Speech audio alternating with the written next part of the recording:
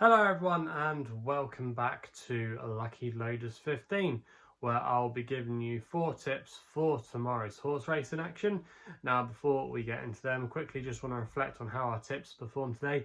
In the end, here on my YouTube channel, it was a disappointing day. However, if you took my advice and checked out the Hong Kong preview, I hope some of you backed all our naps because they all came in today. We had a winning house of naps. My nap won Carroll Street at a nice price in the end. Was around about 3 to 1, 11 to 4 here generally in the UK, and in the end was a very comfortable victory, and Shireen and Steve's naps won, so I hope some of you maybe did the treble. But yeah, here on my own YouTube channel on the domestic scene, it was a bit frustrating. Our Longshot was a non-runner, so we didn't get to see him.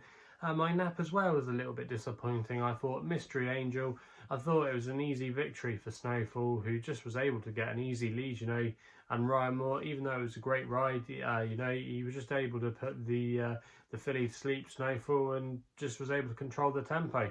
The horses in behind like Tiona, Noonstar were very keen. Mystery Angel, maybe she just wasn't good enough on the day, no real excuses.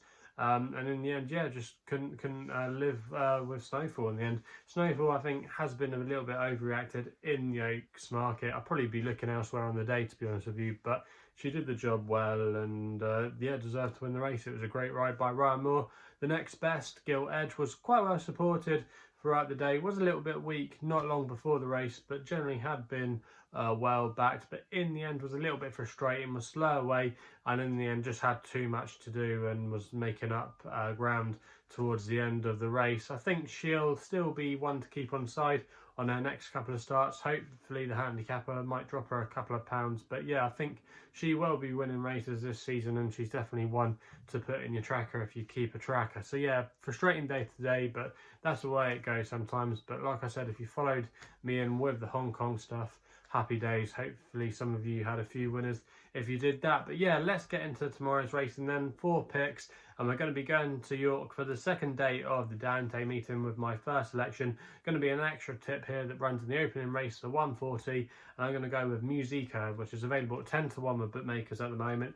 6 places are currently on offer with Betfair and Paddy at that price, and I'm going to recommend a 0.5 each way selection here for Shane Gray and David O'Meara. Now this horse has got a bit of a love affair with York. He ran here 4 times last season, winning on 2 occasions, and the other time, or one of the other times he ran, he finished second. So he seems to love the place, and I think he's got a fairly good chance in this race tomorrow. He's got a mark of 90, which I don't think is too bad. It's still a workable mark for him. He's run off higher marks in the past and run well and made the frame, so I don't think that's an issue. And David O'Meara stable, after a little bit of a slow start in the last couple of weeks, have just started to hit a bit of form, and I think Musicka as well, he needs a couple of runs to get match fit. He's had a few outings, he's had a few runs, even though he was tailed off at Ripon. The form of that race has not worked out too bad. Mr. Lapton was a winner today at York, so I think he'll be ready tomorrow to put together a bold bid. He's got not a bad draw as well. He's drawn in the middle of the track in stall 8, so you're hoping he'll be handy. He likes to be ridden prominently, so if he can break on terms, get a good position up towards the front, he should have enough in his locker to go very close. So yeah, I think Musicka at 10 to 1 is a fair each way bet, and fingers crossed we can get off to a good start.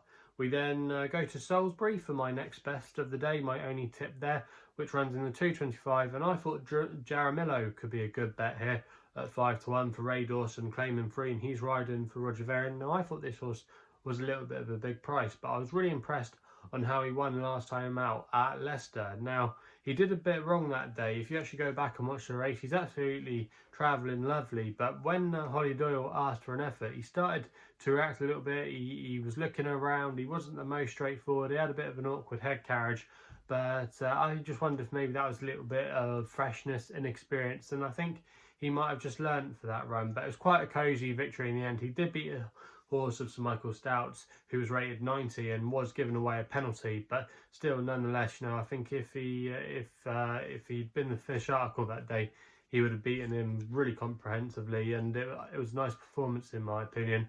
Roger Varian's stable are coming into good form now. They're operating at 27% strike rate, and Ray Dawson as well is going great guns. Really came on the scene last year. He had been in the game for a few years, but last year it was really a breakthrough year for him, and I know he's definitely going to be going for the Champion Apprentice title, so he's definitely a name to keep on side. He's well worth his £3 claim. Is rated 87, making his handicap debut tomorrow, but I think if he learns from that run last time out at Leicester, he could be better than that mark, and I think he's got a really good chance. He's a strong stare, he's bred to get further on the damn side of the pedigree, so there's lots to like about him tomorrow. And yeah, I think Jaramillo at 5-1 is a good price there. We then head back to York with my long shot of the day, which runs in the 240 with a horse called What's the Story for Kevin Stott and Keith Dalglish. At the current time recording this, horse was available at 14-1 with SkyBet, who are offering 5 places on the race. I'm going to recommend a 0.5 each way selection here. Now, this horse will have to carry top weight tomorrow, but if you go through some of his form, he's definitely a class act. He finished second on his last start in a listed race at Doncaster behind Top Rank, who I think is better than a listed horse. He could definitely be maybe a Group 1 horse in time. You know, he's been a very interesting horse for James Tate over the last couple of years, but I thought that was a really good run there at Doncaster, and the form of that race has worked out not too badly. You had Kesar win a listed race at Haydock over the weekend. You had Bouncer Blues, who I thought was really unlucky not to win the Group 3 Chartwell Stakes, so that form has received a nice boost in my opinion, and returning to York is going to be a massive plus in my opinion for this horse. Has got a fantastic record over the course and distance, 2 wins from 3 starts, can win over further, so I think he'll have no problem doing his best work late on. You know, he can be ridden, quite versatile, but yeah, I think he's got a lot in his favour tomorrow. Yes, he will have to carry top weight, but I think he is good enough to run a big race at those kind of odds. Keith Dalglish's horses have been running okay in the last fortnight as well. I just thought there was a lot to like about this horse, his chances tomorrow, and I think he'll definitely run a nice race at those kind of odds. So yeah, that's going to be my long shot of the day. We then wait to the very last race of the day in the 820 at Newmarket for my nap with a horse called Alabama Boy for Hector Crouch and Ed Walker. This horse at the current time recording was available at 7-2.